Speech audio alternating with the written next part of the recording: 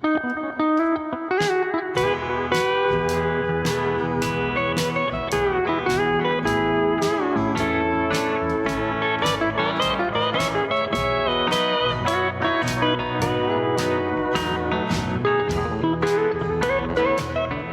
so, welcome to Who's Gonna Fill Their Shoes. This is Josh, Hey, it's Wes. and today we're continuing our series on Gary Stewart. And this week we're talking about Battleground. And this is Gary's second record for Hightone Records. It was again produced by Roy Dea and recorded at Music City Music Hall in Nashville, and it was released in 1990. And this record had no hit singles and didn't chart as a record at all, actually.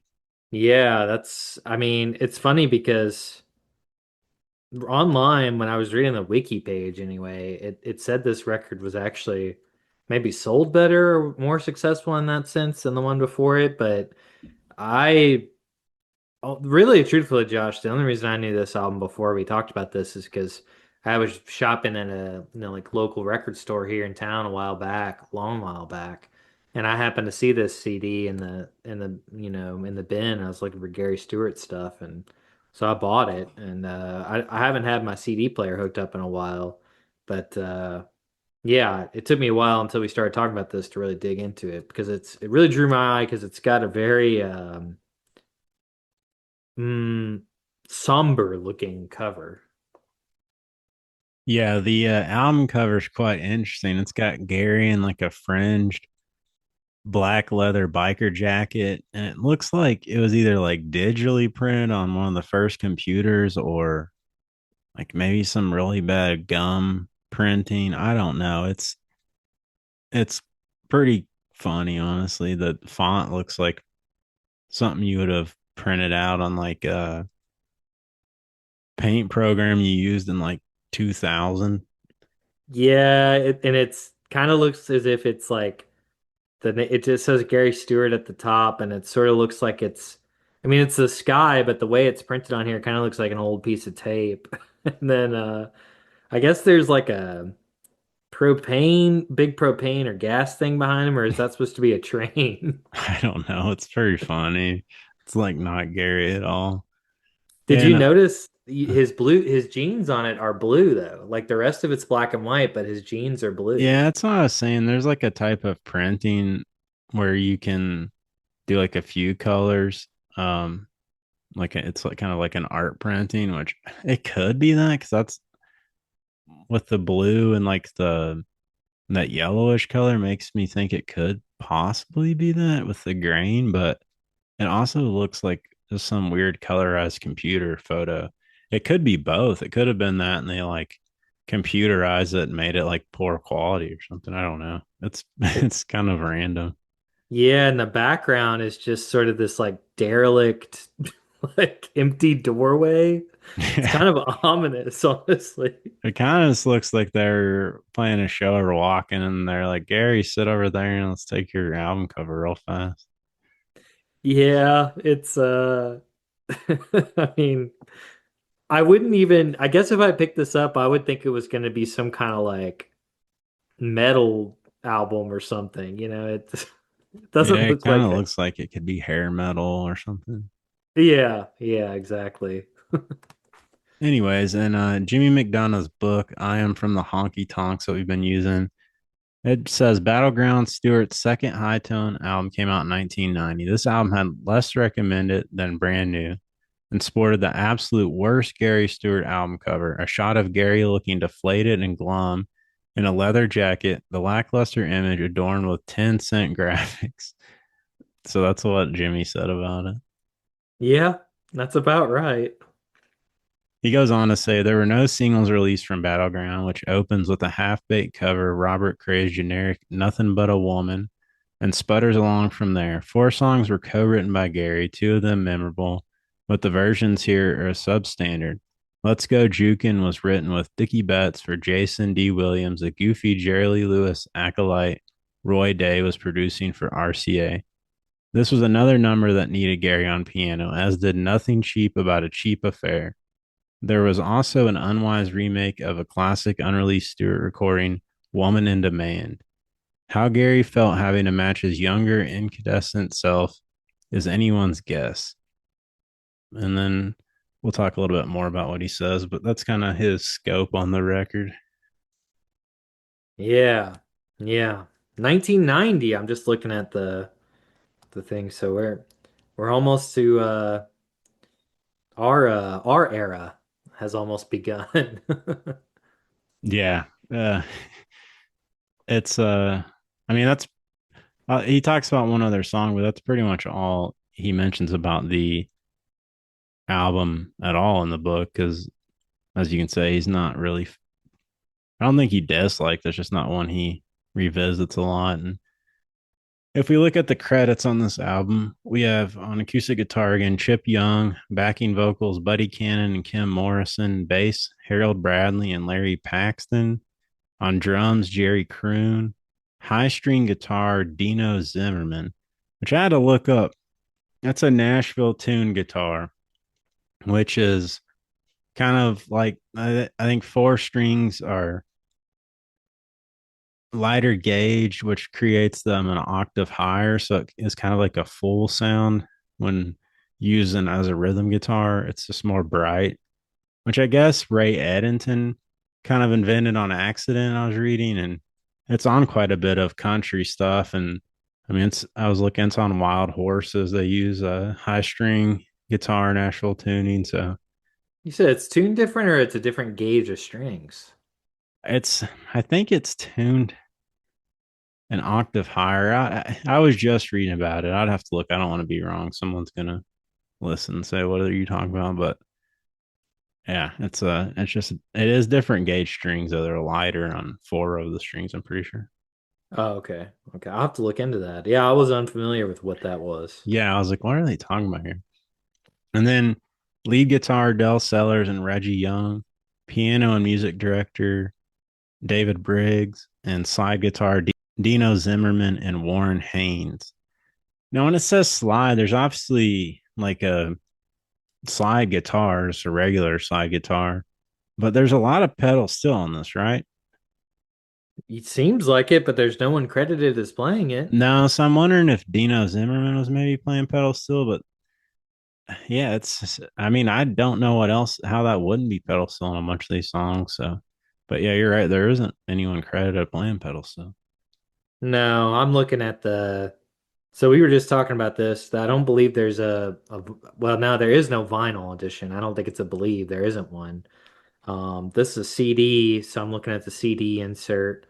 And it says also available on cassette. We've seen that a couple of the things say that, and as far as we can tell, they don't exist, or anybody that owned it, it's lost to time now. But as far as I can tell, you can only really get this one on CD if you're looking for physical media. But it is, weirdly enough, this one's on streaming. All the Hightone ones are. Yeah, all the high tone stuff is thankfully. So you can find that to listen to. And I don't know. I think that just takes us into the record. So track one, we have Nothing But a Woman. And this was written by Robert Cray, Dee Amy, Peter Bow, Richard Cousins, and David Olson.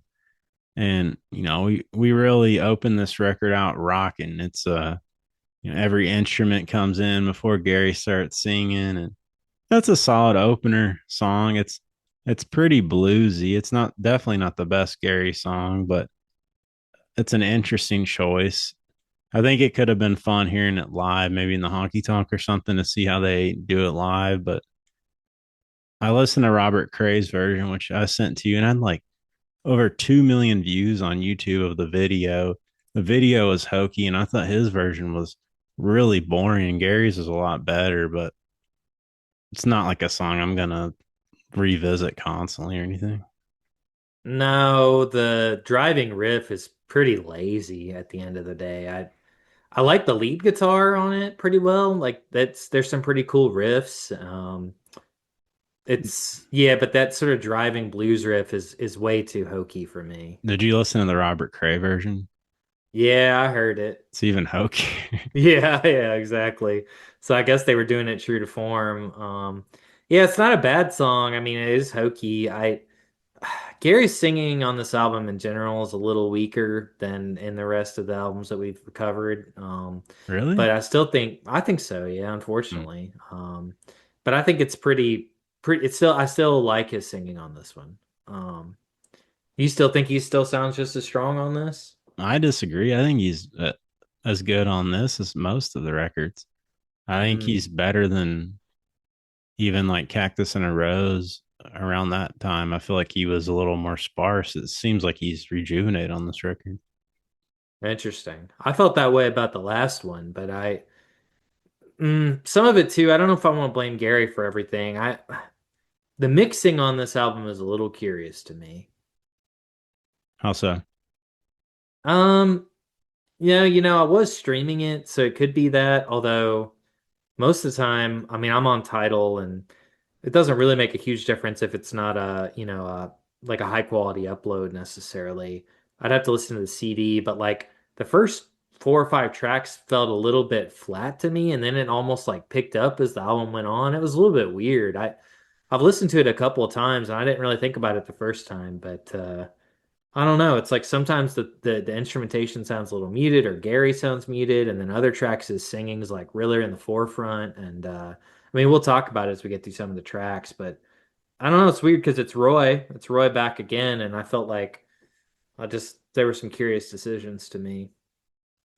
Yeah, I mean, I didn't have too much issue with the mix, and some of the production's a little corny just because of the time period of when it was recorded, but I thought, yeah, I mean, some of the song choices maybe were like this one. I don't really understand too much why they chose the song, but overall, I thought for like the time, I think it sounds pretty good being 1990.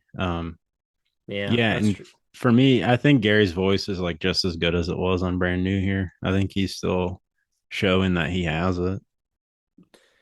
Yeah, I probably didn't do myself any favors listening to the one after this, and we're gonna cover that too, and we'll talk about it. But I just t took a liking to that one a little bit more, and that's okay. I mean, I think you and I knew we would maybe diverge a little bit on this one, um, but I listened to it a couple more times this week versus like the first few times I was diving in, and I came around to it a bit more. We'll talk about the songs and stuff, but I'm not surprised that we feel a little bit differently about it. All right, track two is Bedroom Battleground. This was written by Bill Emerson, Jody Emerson, Bill Maddox, and D Moore. And it's another more classic sounding Gary track, a little more country here. The lyrics are a little saucy at parts. That old closet's filled with weapons that you slip into each night. And they're also pretty depressing. It's got a really catchy chorus here, and the riff's not too bad. I like how the guitar goes into the pedal steel on the riff part, but yeah, it's a Yeah. fine song. Yeah. I mean, I said turning the bedroom into a battleground, I would assume is meant to be sad. I mean, I don't think he was going for a kinky song, so I would have to take it as a sad song. Yeah, and I don't either, which makes it really depressing. Yeah, exactly. The idea of the bedroom as a battleground is quite sad. It's definitely more country than the opener, so I like it better in that sense. I I mean, I'm guessing it was real drums on this. It's another one that kind of sounded drum machine-esque. And I mean, I'm not really always looking for great drumming on a country record necessarily, but I found it a little distracting on this song. I'm really not trying to you know, pick apart the instrumentation or anything, but it was distracting on this one. That's kind of what I was getting at with like the mix, but I think you're right. That's maybe more a production choice and a sign of the times. I even Yeah, had written that. I think I'm still questioning. I think as Ramona might have it. They definitely never used a drum machine. It's electronic drums, I'm pretty sure.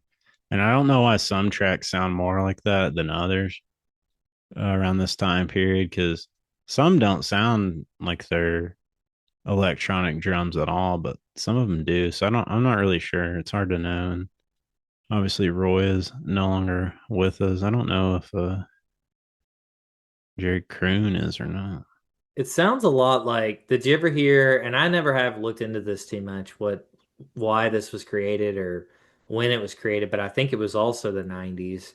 Supposedly, like one of the last set of like recorded stuff from Johnny Paycheck was that Beer 30 cover. You ever heard that? A long time ago. Yeah, it's kind of got that weird. It might actually be um like electronic drums or a drum machine. It's probably a drum machine. Just to be clear, that this record sounds a lot better than that, but they kind of gave me the same vibes.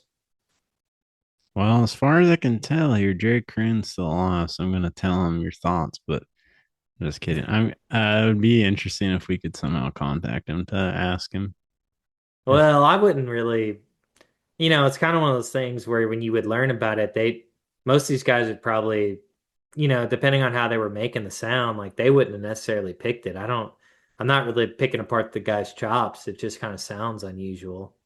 no, he plays on some greats. He plays on Guy Clark's Old Number One and Texas Cook, and he also plays on the Kindles Heaven Just a Sin Away.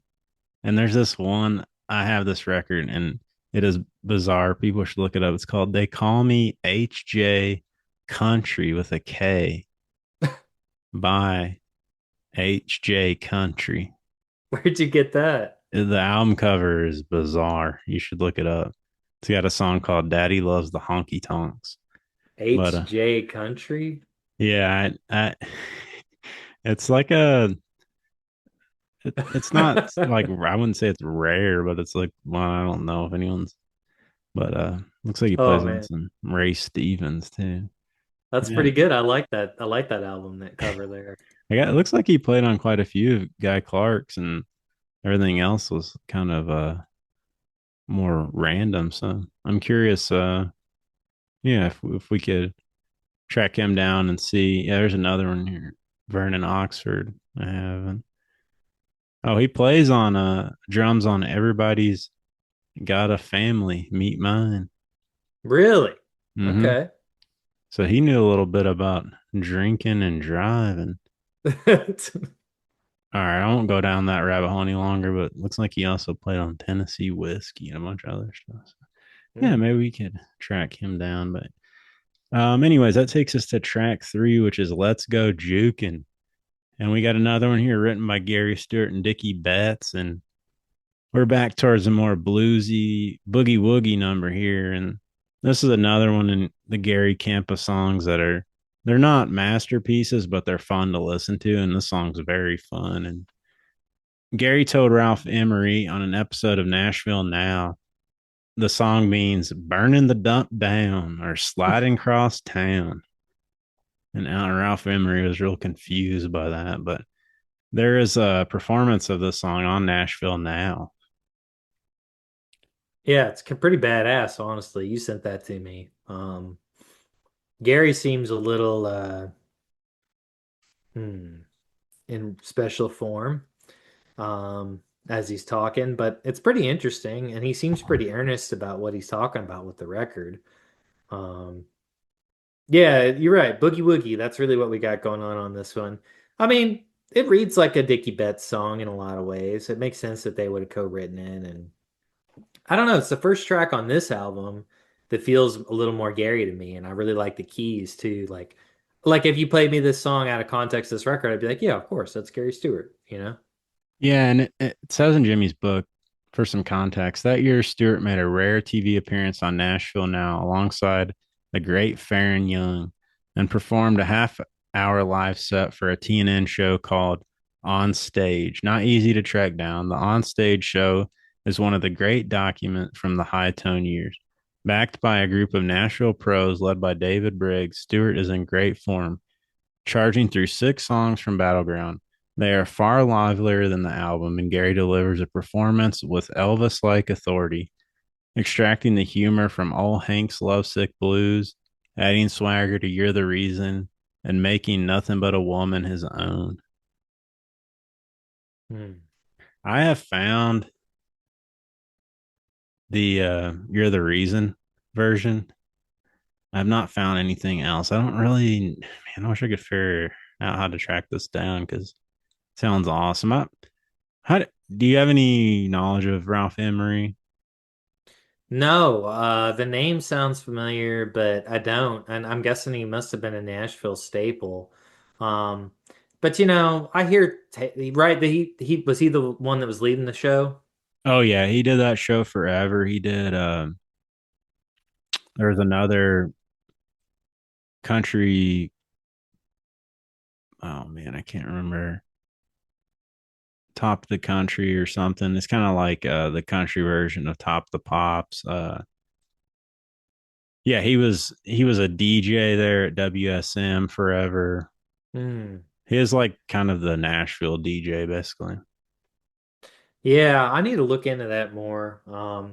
There's so much history in this town with that kind of stuff, and obviously I didn't come here till well, really I started to come to Nashville when I was young, but first time I spent a lot of time in Nashville is when my sister moved here, and that was the year 2000. So, and Nashville now is a really different place than it was then, and it was a big time different place in 2000 than it was in even like the 90s and before that.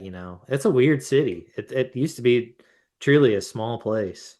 Yeah, TNN had a lot of great shows that it I guess for your sake it turned into your favorite TV channel, Spike TV, but it kind of went away in the I think around 2000. And Emery just died a few years ago, but I don't want to.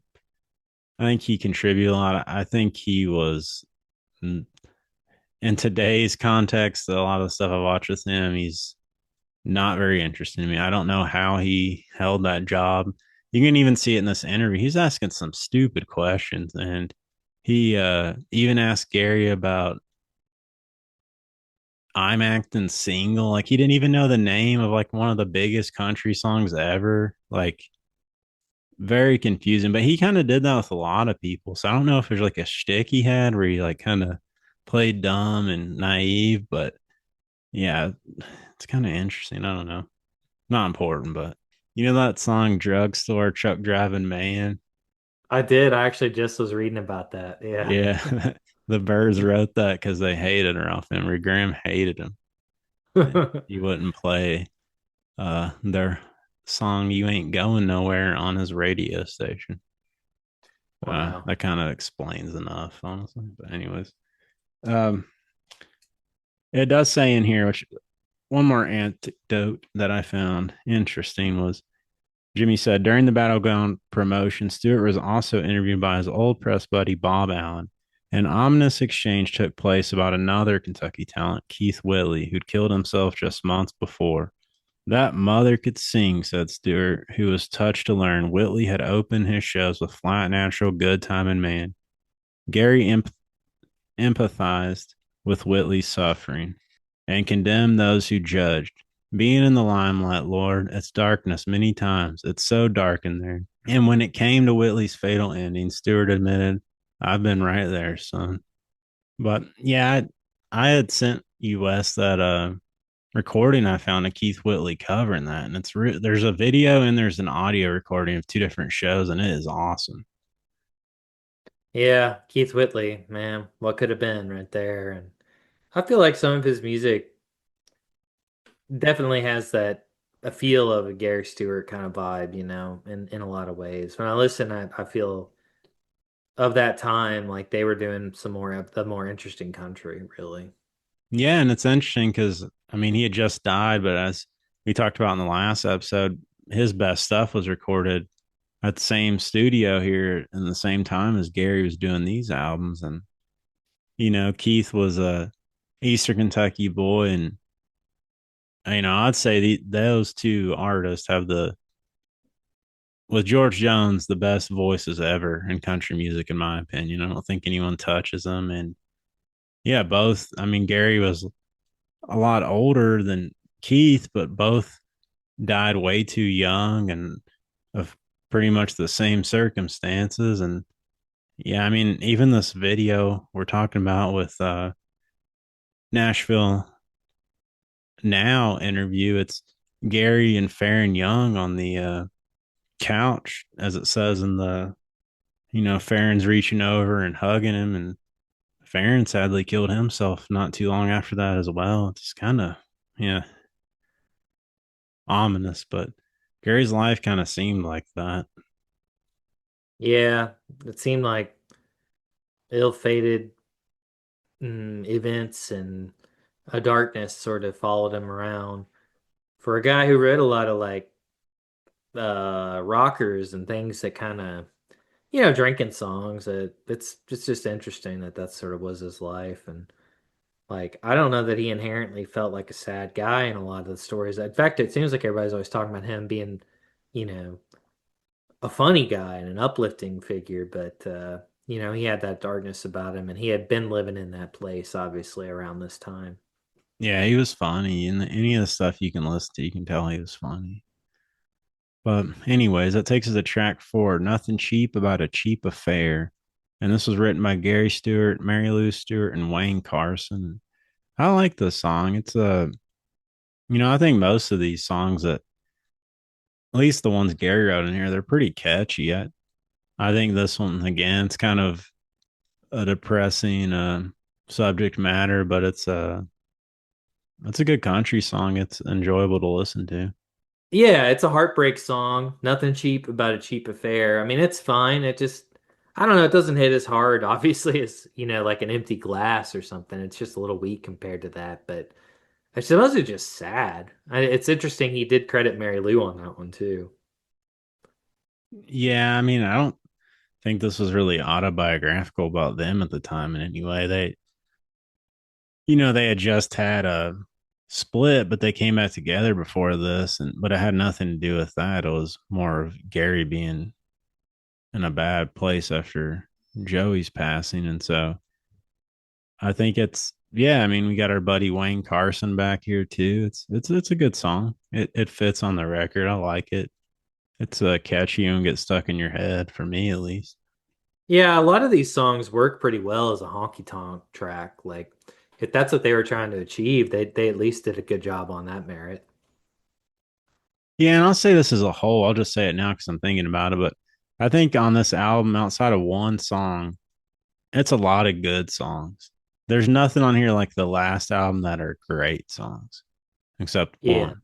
So it's more of a cohesive album that's fun to listen to, but it's not got any of those knockout tracks like, Empty Glass or something. But that takes us to track five, Old Hank's Lovesick Blues. And this was written by Bill Emerson, Jody Emerson, and Dee Moore. And I'd say the opening riff and vibe kind of reminds me of some of the George Strait songs from around this time. It's a great honky tonkin' song, and you kind of hear Hank Jr. and Hank Sr. evoked in this. I can hear both of him talking about getting stoned, and some of the ways he sings are a little more Hank Jr. though, I think. But the way he sings sounds a little bit like Hank Sr. some on this one, then the vibe's a little more Hank Jr., I think. Yeah, that's true. I actually said I kind of like this one more than some of the actual Hank songs that Gary had covered on recent albums. Like, I had more fun listening to this one. Yeah, it is a better song. Now, I would like to hear some of these Gary. Well, I don't know if there's recordings, whatever Jimmy was talking about in his book where Gary would play Hank Williams Sr. songs. I wish we could hear more of that in their true form because they'd probably also blow this out of the water. But this is just a fun song. I don't know what else to say about it. Yeah, I agree. I think there is, but I'd like to see the live version of this that Jimmy was talking about because I bet that's fun. But yeah, I like this song. It's definitely enjoyable to listen to. Yeah, anytime you're going to mention Hank in a title track, it's probably going to be kind of a good listen. Yeah, and it's a good one of those, country numbers that are recalling the history or Hank, Lefty. It's actually pretty good, not that cheesy. So track six, Woman into Man, written by A.L. Doodle Owens, Gene Val, and Shorty Hall. It sounds like a group there. Gary's voice is great on this record, I think, and I think it's as good as any record he had. And this is a very slow ballad, honky tonker with kind of an '80s feel. I think his voice is good on this one. Yeah, I think so too. I actually put in my notes, I like the slower vibe of it quite a bit. And um, It makes sense that this is the one that was an earlier Gary song, is that right? Yeah, apparently it was recorded earlier in Gary's career, but unreleased. So It sort of has that vibe too. I get a sense of that. Like, I gather Jimmy didn't think he lived up to earlier Gary on this recording, but I actually felt like listening to it, you could tell it was evoking not a bygone era, but it sounds older. It sounds more like a classic honky tonk song of like the late 60s or 70s than it does like a 1990 record song. yeah, I'm curious of when that unreleased song was. I went and looked. If anyone hasn't heard, Mark Lynn of Delmore Recording has a awesome compilation coming out Friday, July 17th, that people should go to Bandcamp and order. I think it'll be on streaming, but support him because he's done some awesome archival work that still shocks me, and I want to talk more about that. But the first compilation of three is mostly 60s and some 70s unreleased Gary stuff, and this isn't on it. So I'm curious if it was maybe a real early RCA thing, or yeah, I'm not sure because there is those RCA recordings that were released that we didn't cover, that album that came out right after Out of Hand. So I'm not really sure. So I would be curious to know what it sounds like. I'm sure the production's different.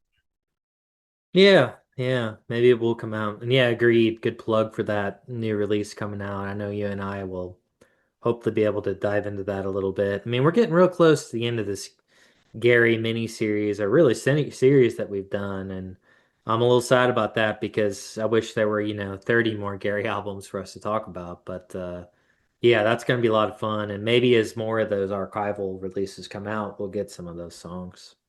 Yeah, I don't know if we'll talk about that album because I think it has like 18 songs, but I'm definitely excited to listen to it. Yeah, we might devote, we have one more official album released, and maybe we'll devote a little time to talking about that in the beginning or something. Yeah, we'll have to see. But anyways, that takes us to track 7, which is Hey Leona, not Oh Ramona, but written by Gary Stewart and Reggie Houston. We got another bluesy honky tonkin' song here and another name song. Finally got a name song. Yeah, we'll get one more before we're done too, but We got another Cadillac in here too. oh, dude, I didn't even notice that. Yeah. Uh, yeah, wait, well, got a name song in a Cadillac. We got the Gary Stewart formula. I was gonna Um, mention it at the end, but you know something this album does not have, Wes? what's that? We do not have a drinking song. No, no, we don't somehow. Our first Um, Gary album without a drinking song, right? yeah, yeah. I don't. I was gonna say unfortunately, but I'm fine. I wish he could have kind of gotten away from that, honestly, even if he was very convincing at those songs. Yeah, I think our last album will have one, but I'm not missing it here at all for sure. No, no. But yeah, like you said, it's another lady's name for a Gary song, and definitely a rocker, a bluesy rocker. I feel a little of the Allman Brothers in this, really, with the solo towards the end and such. Like, it's kind of got like a bluesy Southern rock feel. It's a little hokey, but in a way that kind of works for me. Yeah, it's a fine song. Nothing exceptional. Probably fun live if you ever did it live, but yeah, I like it. I like his voice on this one quite a bit, actually, Gary's voice. Yeah, I mean, like I said, I like it on this album. But speaking of, that takes us to track 8, which is "You're the Reason I'm Living," written by Bobby Darin. I love this cover. It gets me every time. A very ominous song for Gary here, and you can hear it in his voice on this. One of the best vocal performances Gary ever did, in my opinion. And I think it sounds like a Jerry Lee song with the piano up front, and it's very timeless. Even the production on this, I know you're saying little day. There's tiny parts in this that you could hear maybe from the recording, but it really sounds like this song could have been from any time. And it could have been mid 70s Gary album, in my opinion. There's an Elvis version of this song that he did live, and Gary's version's much closer to Elvis's than Bobby Darin's, and there's a lot of covers of this song, and a lot of them are really slow and boring in my opinion, and none besides maybe Elvis even come close to Gary's of this. Yeah, it's not too hard to imagine what you might think about when Gary's singing this song either. He sings it with such conviction that that's not always something I can say of every song on this album. Like they're fun songs, but it's another thing to hear this and feel like the soul that he's putting into it. And it honestly just makes me sad when I think about wasn't, what wasn't too far off in Gary's life. Yeah, and you know, Jimmy notes in the book because I kind of hinted at this. He says the only thing I return to on Battleground is a spirited, unexpected cover of Bobby Darin's 1963 hit "You're the Reason I'm Living." The do or die lyrics have proved sadly prescient in Gary's case. Yeah, I don't. He sings like he knows it in this song. It's of any song. I think we've hit on some Gary songs where it's really touched me. This one is just. I know you weren't as high on this record. Ever since the first time I heard this one, I was floored. He is like this. This really might be the best his voice ever was. Somehow, there's just something about it. It's just like absolutely unreal. And there is a like Jimmy was saying in the book. I have found a clip of this song from that performance. It's an equally as good. I will have to post that to the Instagram because it's kind of tricky how I found it, and it's a decent recording, but it is like just as good as the studio recording here somehow. Yeah, I think so too. I think that I mean, I don't know. The first time I listened to this record, transparently, a lot of times when I first listen to these, I'm either going on a walk or trying to sort of like just take them in and get a sense of the album and not necessarily think about each track. And then I kind of let this one sit for a little while, and my initial impression was like, I'm not sure that I love this record. And then I went back and listened to it again and again and again. And this is really the one that kept standing out to me is like, you do stop and you want to listen to it. I could see why Jimmy would want to go back to it. But it's hard. It's listening to something that you again when you know the mind that was singing this song and where he was at and where he would be later. I don't know how you don't think about that when you hear this song. The emotion and pain in his voice in this.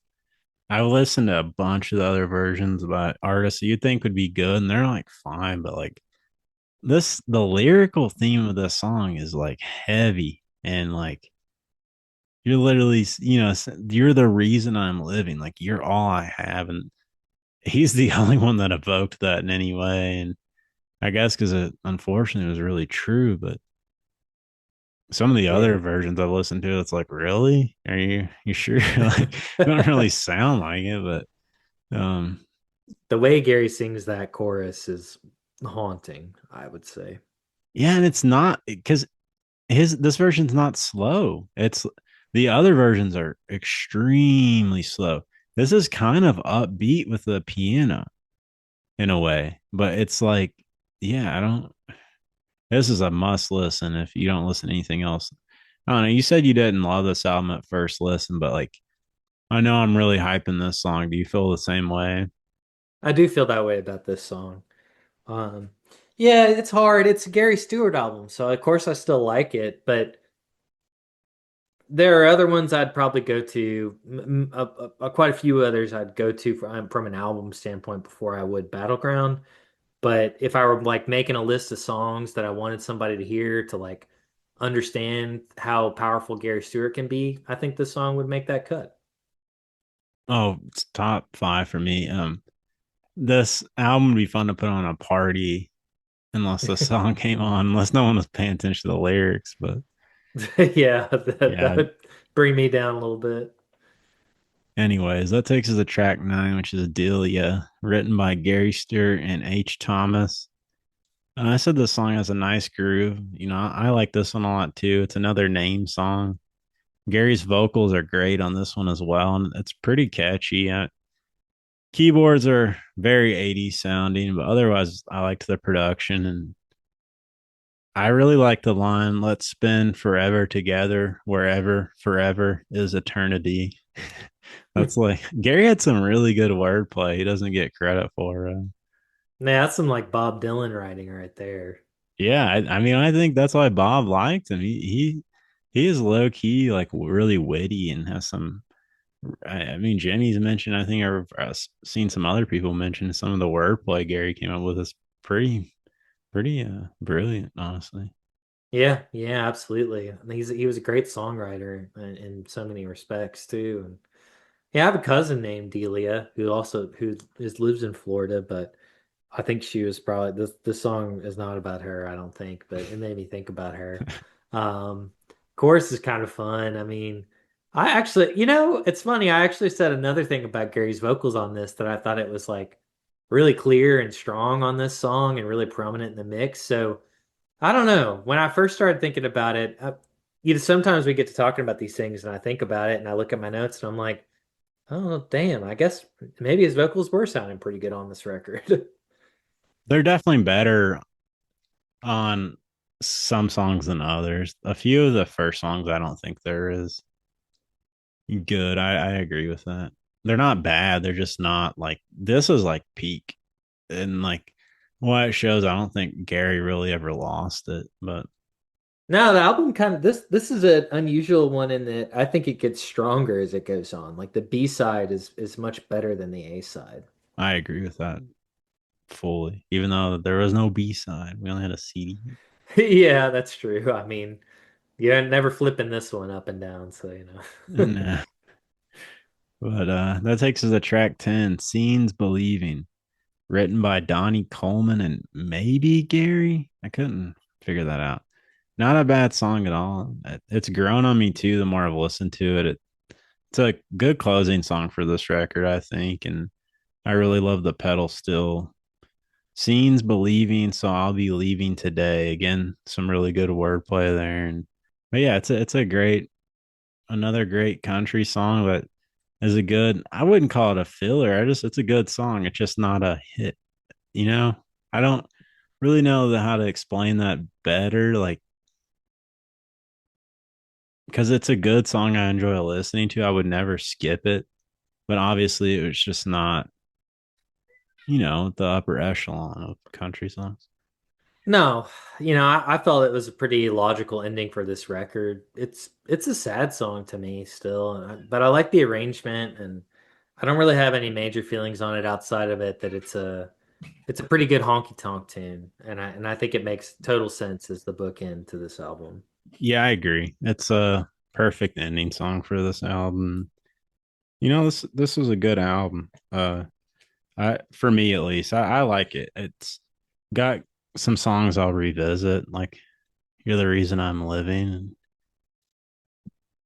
and there's some other ones that are good too. So thankfully it's another album that I can listen to and enjoy the whole thing through and through. Yeah, that's another one of those things that probably all the live cuts of the songs on this, with the exception of the one track that we said we, really appreciate the cover for "You're the Reason I'm Living." Probably would have been better in a live setting in a lot of ways, but I mean, that just seems to have been true of Gary, like in a lot of ways, outside of some of the records that really captured who he was, like in that element, as a performer. But it's hard. So few albums, so few artists who are electric performers. It's a very hard to capture that live energy on a recording, even if you try really hard. Very few people succeed in doing that. Yeah, I agree with that. And it says in Jimmy's book, just because there was really not much that happened between Brand New and this that we haven't discussed. And basically, I'll just read the only paragraph before our next one. It says Stewart's career puttered along. Gary putting in minimal effort, as long as he could play a few gigs and pay some bills, fine. As Gary wrote to Lou in a 1991 note, if it wasn't for you and the kids, I'd probably work just as hard at not working, and I could always scratch and get by, because the world is always ready for one more troubadour. But you all are worth all the shit that's foreign to my nature. You're the reason I'm living. Well, Go listen to that song. This is Who's Gonna Fill Their Shoes signing off. Adios. yes, adios.